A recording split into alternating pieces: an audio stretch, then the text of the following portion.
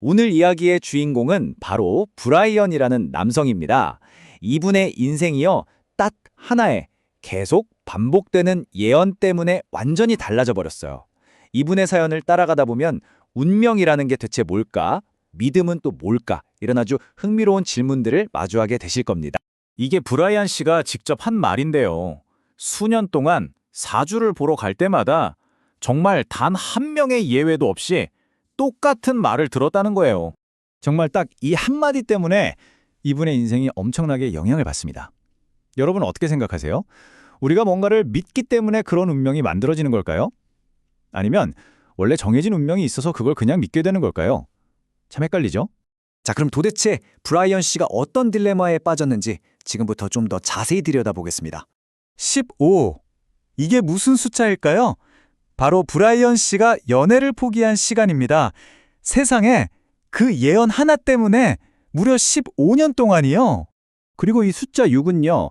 브라이언 씨한테 당신은 이혼수가 있다고 똑같이 말한 점술가들의 숫자예요. 한두 명도 아니고 자그마치 6명이나요. 물론 이렇게 강력한 개인적인 경험담도 과학적인 시각으로 보면 또 이야기가 달라지겠죠. 회의론자들은 이걸 어떻게 볼까요? 아주 이성적으로 또 과학적으로만 딱 놓고 보면 주장은 간단해요. 사주 그거 과학적인 근거가 없잖아. 데이터가 부족하잖아. 바로 이겁니다. 근본적으로 불확실하다는 거죠. 바로 이 지점이에요. 이 둘이 딱 부대치는 거죠. 한쪽에서는 아니, 내가 직접 겪었는데 이게 어떻게 증거가 아니야 라고 느끼는 강렬한 감정적 경험이 있고요. 다른 한쪽에서는 아니, 그래도 데이터가 없으면 믿을 수 없어 라고 말하는 이성적인 논리가 있는 겁니다. 그런데 회의론자들의 반박은 여기서 끝나지 않아요. 한 걸음 더 나아가서 이런 질문을 던집니다. 혹시 브라이언 씨 본인이 점술가들이 그런 말을 하도록 유도한 건 아닐까? 하고요. 그리고 놀랍게도 브라이언 씨가 이걸 인정했어요. 자기가 사주를 보러 가면 대화를 시작할 때 사실 제가 다른 곳에서 이혼수가 있다는 말을 들었는데요. 이렇게 먼저 운을 뗐다는 거예요. 자, 이렇게 논리적으로 따져보면 허점들이 보이는데 그런데도 왜 사람들은 사주를 계속 믿는 걸까요? 도대체 왜 예언이 진짜 실현된다고 느끼는 걸까요? 왜냐하면 때로는 그 예측이 정말 소름 끼칠 정도로 정확하게 맞아떨어지기 때문이죠. 매일 기도하는 독실한 기독교 신자인 브라이언 씨조차도요. 이건 좀 그냥 넘기기엔 너무 정확한데 싶은 경험들이 있었다고 해요. 예를 들면 이런 것들이에요. 딱 집어서 3월이나 4월에 차 조심하세요 라고 경고를 했다거나 조만간 이사하시겠네요 했는데 진짜 이사를 가게 된 거죠. 이런 경험이 한두 번 쌓이다 보면 어떨까요? 이건 그냥 우연이 아니라는 어떤 강력한 증거처럼 느껴지기 시작하는 겁니다.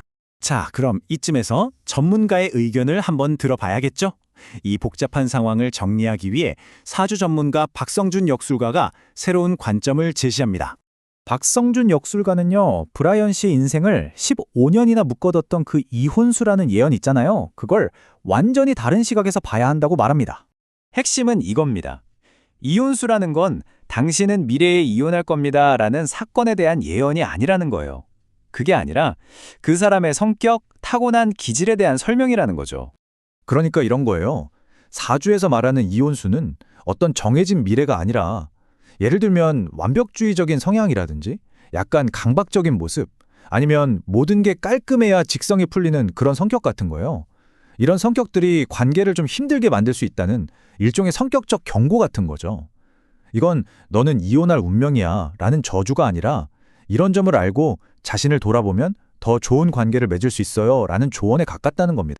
자, 다시 처음의 질문으로 돌아와 볼까요? 여러분의 미래는 정해져 있을까요? 아니면 스스로 만들어가는 걸까요?